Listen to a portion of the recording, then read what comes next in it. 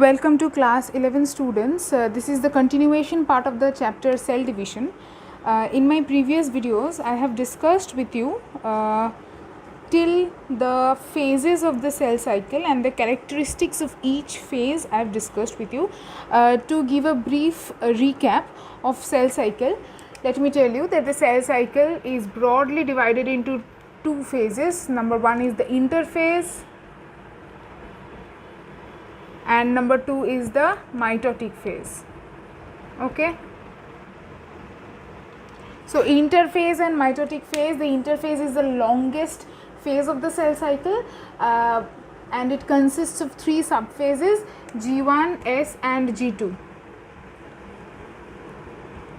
Okay, I have discussed the characteristics, means the events, the important events of each of these subphases under interphase, and then comes the actual division phase of the cell cycle, which is the mitotic phase. But even if it is the actual division phase, it takes very small time. Means suppose within 24 hours 23 hours is taken by the interphase, while only 1 hour is occupied for the mitotic phase.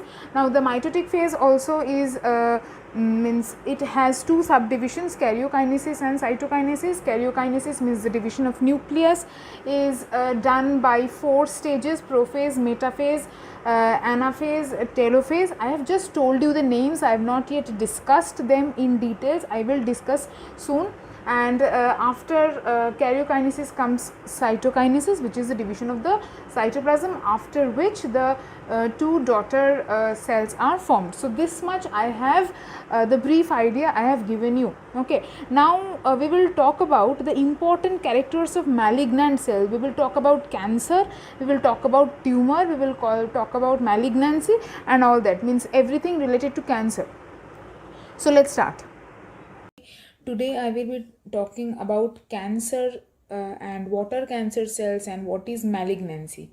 Okay, so to begin with, cancer can be defined as a disease involving heritable defects in cellular control mechanisms, resulting in the formation of malignant and usually invasive tumors. Now, to explain this definition, it is a heritable involving heritable defects, means those defects that have been heritable from the previous generation, and these defects are mainly in the cellular control, means how the cells are being controlled. Means if the cells are not properly controlled, they will be means injured or wounded or abnormal cells, and then they will become malignant, means then they will become cancerous and usually invasive in nature, because they will invade the other body parts and will invade the other cells also. Okay, so here you can see two types of tumor, that is benign tumor and malignant tumor. But before that, let me tell you what is tumor. The rapidly dividing cells that accumulate in a certain part of the body, forming a lump or a growth like structure, is known as tumor. So a tumor is not very dangerous, it is not invasive, it is just a rapid lump which is formed of rapidly dividing cells. It can form at any part of the body. Okay, now there are two types of tumor: benign tumor and malignant tumor. Firstly, benign tumor is non-invasive, means it is not really harmful, it is not dangerous. Here the uncontrolled cell division stops after a certain point of time, and things do not get really out of the hand. Okay, they are still under control. But when benign tumor becomes malignant tumor, it becomes invasive and it becomes cancerous when the cell division means the dividing cells migrate to other parts of the body and form secondary tumors there and affect the cells there as well. So benign tumor, these cells are not cancerous and will not spread to other parts of the body. But in malignant tumor, you can see that the cells are spreading from their original location and they are now cancerous. That is why they are known as malignant tumors. Okay. Now let's talk about how these cancer cells or malignant cells are different from normal cells. Okay, so there are a number of differences between normal cells and cancerous cells. Firstly, here we can see a few differences. Mainly the cancer cells are large, variably shaped. They have large variably shaped nuclei. So if you can see in the normal cell, the blue very small circular structure is the nucleus, but in case of the cancer cell, the nucleus is very large and they do not have a proper shape.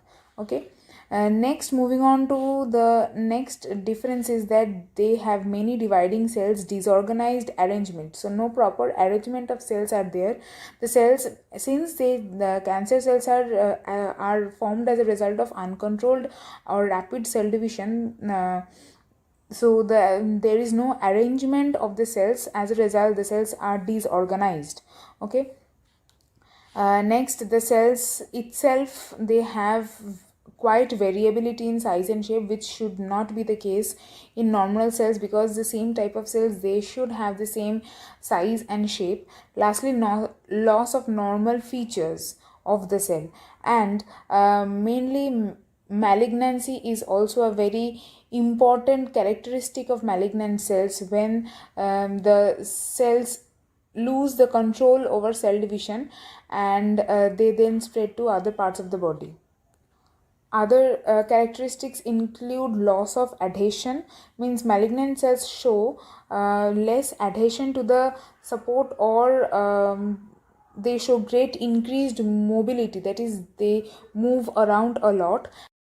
So students, now I will talk about the different stages of mitosis. Previously I have told you that mitosis is divided into two phases which are known as karyokinesis and cytokinesis. So here you can see that the cytokinesis is already written here, and the first four phases belong to the first or the initial phase of mitosis, which is known as karyokinesis. So okay, so karyokinesis is the division of nucleus which occurs through these four phases: prophase, metaphase, anaphase and telophase. And then after the nucleus is divided into two separate nuclei, cytokinesis takes place, which is the division of cytoplasm. Now we will talk about each of these phases in details. Firstly, talking about prophase. Now the word pro means before, or primitive, or initial.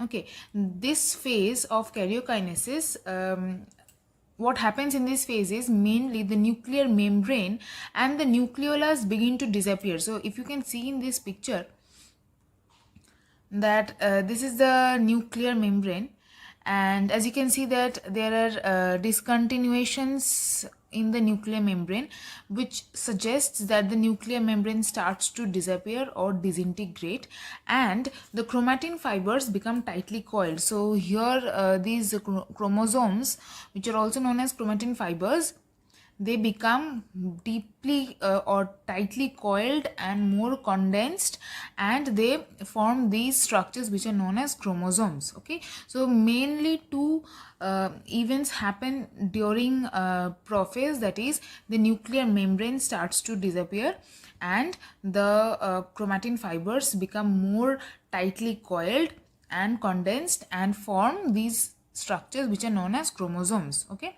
so now the first stage of mitosis, or the first stage of karyokinesis of mitosis, we have discussed that, and that is prophase. Okay, now we will now you will have to learn the characteristics of prophase. The two main characteristics I have already discussed here, and rest characteristics or in details you will find in the book, but these two are the main and most important characteristics. Okay.